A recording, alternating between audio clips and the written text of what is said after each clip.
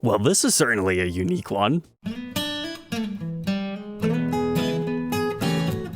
Welcome back, Troglodytes, to your daily dose of guitar information, the Trogly's Guitar Show. Tonight we're going to document a very early 2000s Gibson custom shop guitar that has a pretty interesting twist. So here it is. Well, what's going on here? We've got some pink, we've got some blue, we got some white, and a whole bunch of writing. Well, apparently this is the ticket stub Les Paul. If you want to tie it into the Beatles, you could say it's the ticket to ride, but this is just the ticket to jam. We've got the Allman Brothers Band here from the early 2000s. More than one, even. Looks like there's a Lynyrd Skynyrd concert here and there. Ooh, Jethro Tull. Jimmy Page. This one might be Eric Johnson. Maybe some B.B. King. I think you get the idea. This thing just has a whole bunch of old ticket stubs. Then if we flip it over to the back, we get some band stickers and then a few other show tickets. Maybe they're the more special ones. So that's certainly interesting, right? There must be a story. Well, apparently this was custom commissioned by one guy. He lived in the Chesapeake Bay area and just thought this would be a great way to display the stubs and backstage passes of his favorite concerts. His name is Greg S., and he collects all kinds of Gibsons in custom shops. Apparently he's got over 250 guitars, and that was back in a news article written in 2008. And the shop listed it as a consignment item, so I'm not sure if Greg was the one selling his own guitar or if it changed hands between then and now. They had it listed for $4,000. Let's take a deeper look into this thing, because we've only seen the top and we've seen the back. Is there anything else that makes this special? Well, the answer to that is actually yes. Let's start with our headstock. We've got abalone inlay for the Gibson logo, for the big gaudy custom shop banner that only lasted a very short period of time. And then we've got the single ply binding around the headstock for a Les Paul standard style guitar. You don't normally get that. Typically it's multiply. But since we were blinded by the tickets, I suppose we should look at the body binding. This appears to be more so a Les Paul custom, because we've got the multiply on the top and the back. As far as the inlays, they are also abalone, matching the top of our headstock, and being block, that means they're stylized after a custom again. So it's really just the headstock face veneer that's a little bit different. But now, flipping over to the back, would you look at that? We've got a giant white stinger, a custom shop serial number style 4357. Hey, wait a minute. I didn't catch this the first time I looked at the guitar. It took 2 times. That's not a CS like you normally see. That's GS, standing for the collector's name. That's really cool he got them to do that, because typically Gibson doesn't mess with their formats. But we can count it. We've got 5 digits, so that puts us within the 2000s era, and then this first leading number will tell you which year. So this is a 2004 custom order. And hey, would you look at that? We've got Schaller branded Grover tuners. I've never seen that before.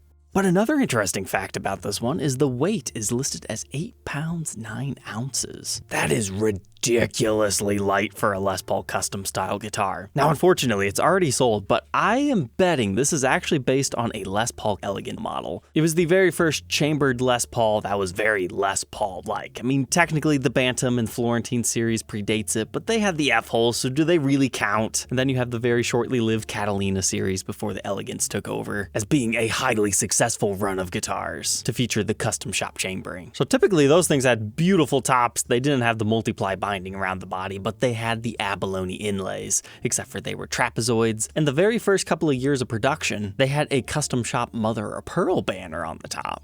So seeing as this one shares the headstock style of a Catalina and the abalone features, makes me think this was probably based on one of their bodies, which kind of made this a lot cooler to me. But this only lasted on Reverb like maybe an hour. It was listed at $4,000 plus $100 shipping. Now granted, these are someone else's tickets. They're not like 70s, 80s peak classic rock era shows, so it's a very niche guitar, but it's got some redeeming elements to it. I think this was priced very appropriately. But my friends, our journey's just beginning tonight. Let's take a look at this one by Lovey's. I am shocked this one has lasted over 2 weeks at $6,000. So here we have a beautiful Les Paul custom. It's got an awesome natural quilt top to it. It's got a lot of wood grain, and it's got the abalone purfling around the edge of the binding. This is one of those really fancy guitars where sometimes people don't like them because they're just a little bit too over the top and gaudy. But we've got the gold hardware to make it even worse. We don't have the pick guard, so that kind of opens up the concept a bit.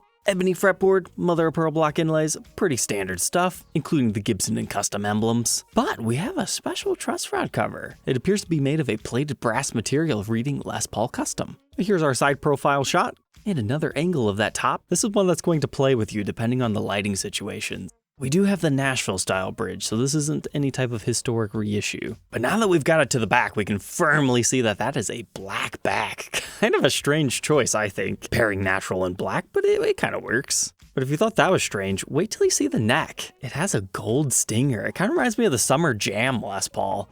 And I'm kind of shocked to see that we don't have any flamed figuring within the neck. I mean, maybe it's there and we just can't see it. It looks like it's going to have a light chatoyan effect to it, but nothing over the top. But hey, did you notice this? It might look like a custom everywhere else, but it does not have the binding on the back. Kind of just like a souped up standard at this point. But the serial number of this one, hey, can you tell me? I told you earlier how to read it.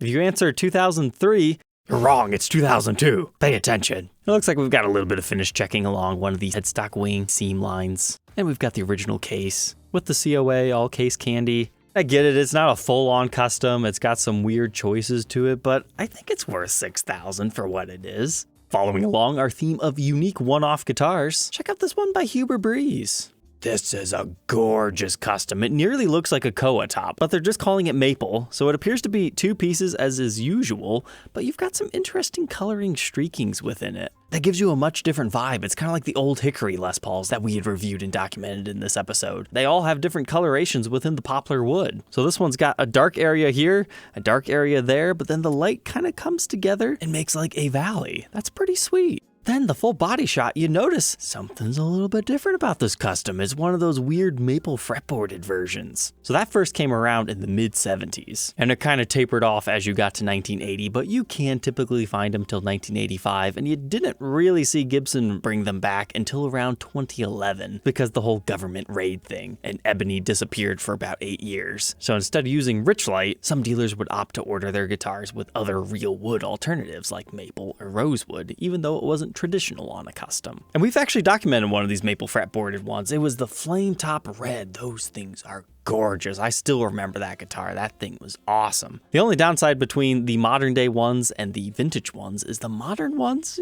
for whatever reason, they're like, let's not lacquer it. So they get dirty really fast. There's a lot of different colors out there if you look, but this is the first one I've seen in this natural hue. It's just gorgeous. Great mahogany back, great mahogany neck. Can you tell me what year this one is? If you said 2001, no, you forgot to count your digits. We've got 6 this time. So that puts us within the 2010s plus era. So technically you could also read this as 2021, but that's when you have to look at your Gibson COA style, what case it has, that helps you further cement it. I really wish Gibson would have just added another digit though. It would have made it a lot easier. But looking at our listing, it says Waffleback tuners. Nope, those are Grovers. Waffles would have made it way cooler. So that makes me wonder if we can trust it has the 490R 490T set of pickups. Usually customs have the 490R 498T. This was likely a custom order. They could have spec'd it out whatever way they want. Personally, I think that's worth every penny of $4,800. Even as a guitar shop, I would gladly give them $35 for that. But now we need to visit the Chicago Music Exchange. So we reviewed and documented the Korina Explorer and Flying V Collector's Edition and the regular ones. And we recently talked about how there were a couple of tobacco sunburst and like a cardinal red. Well, as far as I'm aware, Chicago Music Exchange is the first one to offer some new finishes. So now we got Frost Blue. Now they're asking an $800 premium, so you have to really like a Korina Explorer, but not want to see the wood grain to accept a custom color and pay a premium over top of it. But I think it looks pretty good. The Frost Blue, you don't see that very often. Plays interestingly with the gold hardware. Then they also offer this antique Pelham Blue. Now as Pelham Blue ages, it turns more so a green color. I would say they've captured that effect pretty decently, like it's just starting to transform.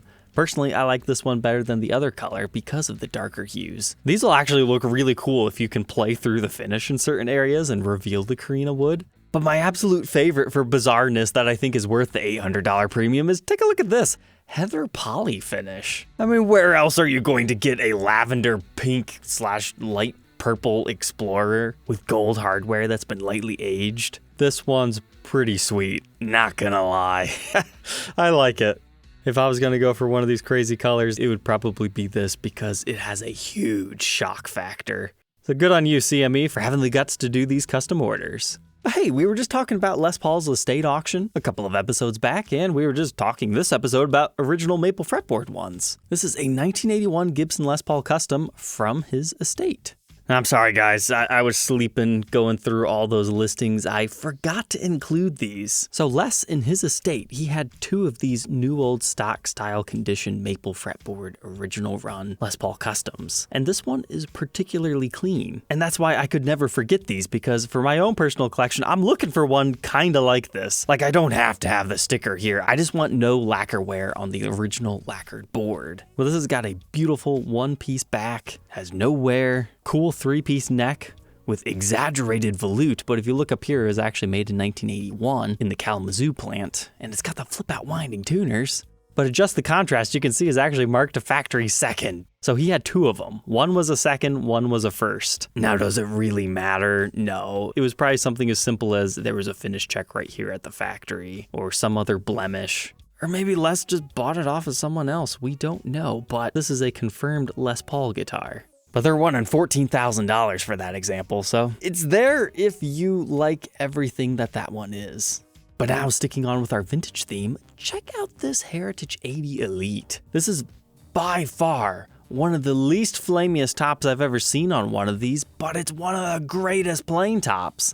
Like, it still has some decent bird's eye figuring and a little bit of flamed action, but I just love the wood grain. This is a great example.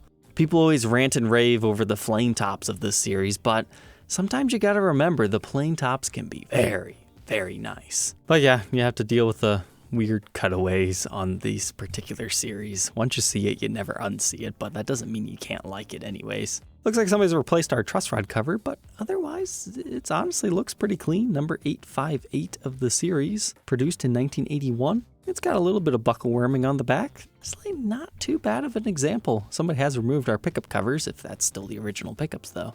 They are asking $6,000, and that's over in Washington with Thunder Road Guitars. And to end out our episode tonight, we've got one of these weird 2018 HP2 guitars. We did actually document one a long time ago, but that color was very different from this one. I actually kind of like this as a factory error guitar. Now, I put that in quotations because usually these hot pink fades are a little bit more pink. This one almost looks like they messed up and had like the blood orange top, and then it was actually supposed to be the pink fade.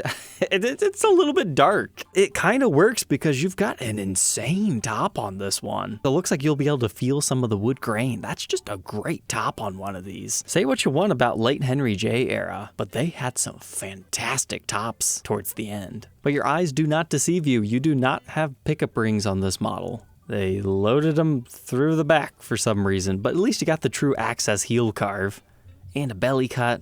E-tune. Trust me, these are not for everyone. However, that doesn't make them bad guitars. Alright, Troglodytes, I hope you enjoyed tonight's episode. Do not forget to like, comment, and subscribe, and we will catch you tomorrow on the next one. Take care.